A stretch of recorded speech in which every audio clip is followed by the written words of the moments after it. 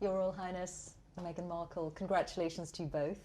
Thank you. Can we start with the proposal and the actual moment of your engagement? When did it happen? How did it happen? It happened a few weeks ago, earlier this month, here at our cottage.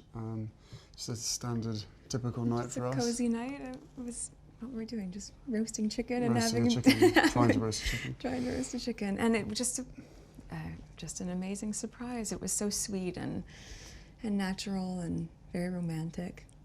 He got on one knee. Of course. Was it an instant yes from you?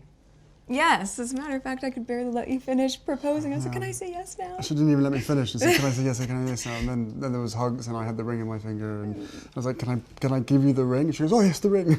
So no, it was a really nice moment. It was just the two of us and I think I managed to catch her by surprise as well. So. Yeah. And this is how long after you first met? It would be a year and a half, a little bit more than that. No, just about a year and a half, yeah. Which for most people would be quite a whirlwind. Is that how it's felt to you? I don't think that I would call it a whirlwind in terms of our relationship. Obviously, there have been layers attached to how public it has become after we had a good 5-6 months almost with just privacy, which was amazing.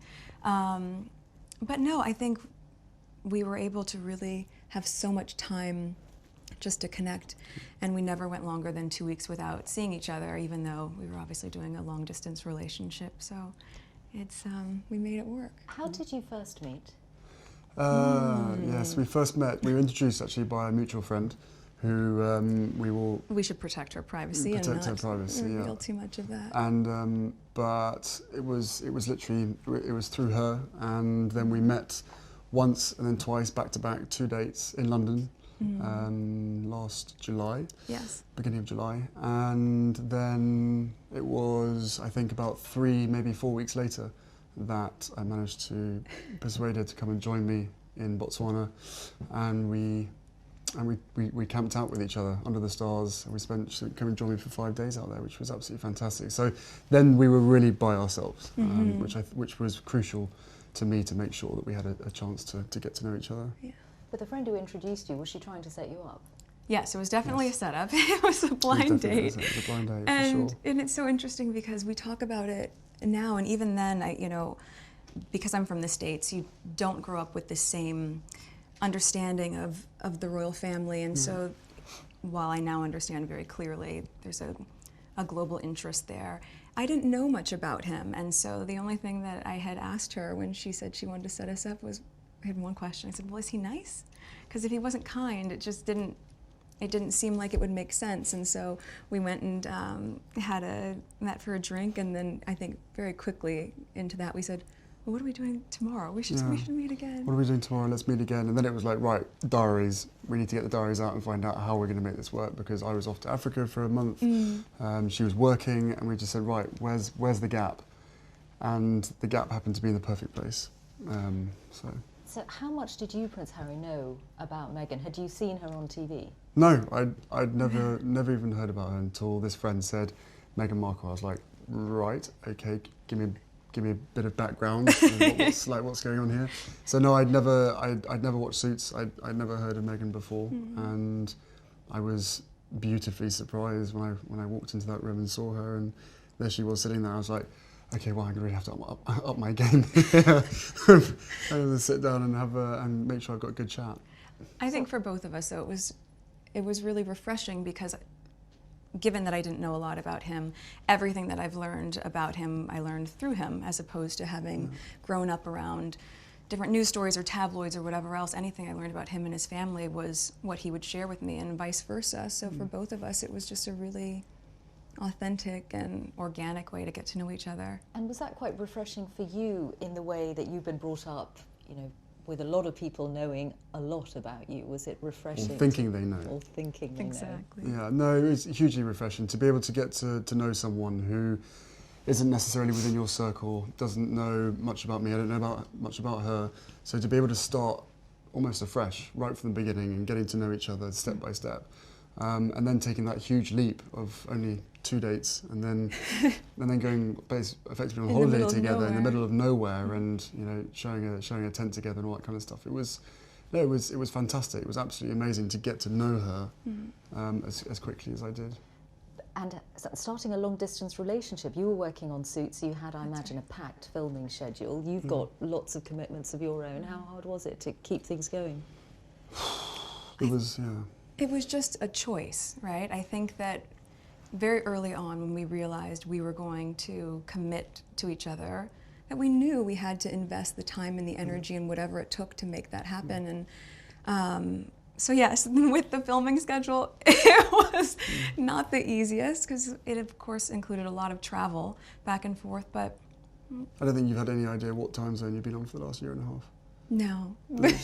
Coming over here 4 days or a week and then going back and then straight into filming the next day, 4 a.m. wake-up calls on a Monday, Yes. straight into set, you know. And Right off the plane and straight to set, yeah, and just coming I'm just back trying and to doing it trying again. to stay as close as possible, but you know, on 2 different time zones and 5 hours apart does have its challenges. But we made it work and now we're here, so we're thrilled. But in the case of your relationship, unlike for most people, there's this whole layer of what it means to get involved with someone from the royal family. How much of a sense did you have, Meghan, of the enormity of what you were getting into, what it might mean for your life? I think I can very safely say, as naive as it sounds now, having gone through this learning curve in the past year and a half, I did not have any understanding of just what it would be like. I don't think either of us did that. We both said that, even though we knew that it would be. Yeah, I tried to warn you as much as possible, but I think both of us were totally surprised by the reaction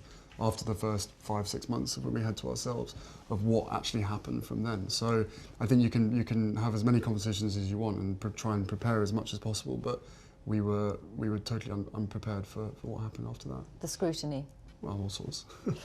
Well, I mean, I think also because there's a misconception that because I have worked in the entertainment industry that this would be something I would be familiar with. But even though I'd been on my show for, I guess, 6 years at that point, and working before that, I've never been part of tabloid culture. I've never been in pop culture to that degree, and lived relatively quiet life, even though I focused so much on my job. And so that was a really stark difference out of the gate. But and I think we were just hit so hard at the beginning with a lot of mistruths that I made the choice to not read anything, positive or negative. It just didn't make sense, and instead we focused all of our energies just on nurturing our relationship. On us, yeah. On us.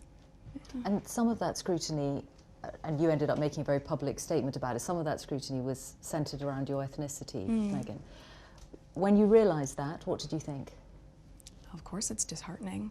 You know, it's a shame that that is the climate in this world, to focus that much on that, or that would be discriminatory in that sense. But I think, you know, at the end of the day, I'm really just proud of who I am and where I come from, and we have never put any focus on that. We've just focused on who we are as a couple. And so when you take all those extra layers away and all of that noise, I think it makes it really easy to just enjoy being together and tune all the rest of that out. But now that it is all official, Prince Harry, do you have that sense that the combination of the two of you, your different backgrounds, that you together represent something new for the royal family? I don't know if it's something new. I think it's you know, it's for me it's an added member of the family. It's another team player as part of the bigger team. And you know, for all of us, all we want to do is be able to carry out the right engagements, carry out our work, and try and encourage others and the younger generation to be able to see the world in the correct sense, rather than perhaps having a distorted view. So you know, the fact that I fell in love with Meghan so incredibly quickly was a sort of confirmation to me that everything, all the stars were aligned, everything was just perfect. It was this beautiful woman just sort of literally tripped and fell into my life. I fell into her life, and the fact that I know the fact that she'll be really unbelievably good at the job part of it as well, is obviously a huge relief to me, because she'll be able to deal with everything else that comes with it. But no, you know, we're a fantastic team. We know we are, and we hope to, you know, over time, try and have as much impact for all the things that we care about as much as possible. I am very excited about that, yeah. And Meghan, given your acting and the profile you had, you'd already been involved in various causes, you'd been an ambassador for UN Women. What about this new role? I mean, you're going to have a bigger platform, a bigger voice. What do you want to do with it? I mean, how... Sing. Can you imagine? No, I'm not a singer. I think what's been really exciting as we talk about the transition of this out of my career but into the role is that, as you said, the causes that have been very important to me I can focus even more energy on, because very early out of the gate, I think you realize once you have access or a voice that people are willing to listen to, with that comes a lot of responsibility, which I take seriously. And at the same time, I think in these beginning few months and now being boots on the ground in the UK, I'm excited to just really get to know more about the different communities here, smaller organizations who are working on the same causes that I've always been passionate about under this umbrella. And also being able to go around to the Commonwealth. I think it's just the beginning of a... There's a lot to do. There's a lot to do.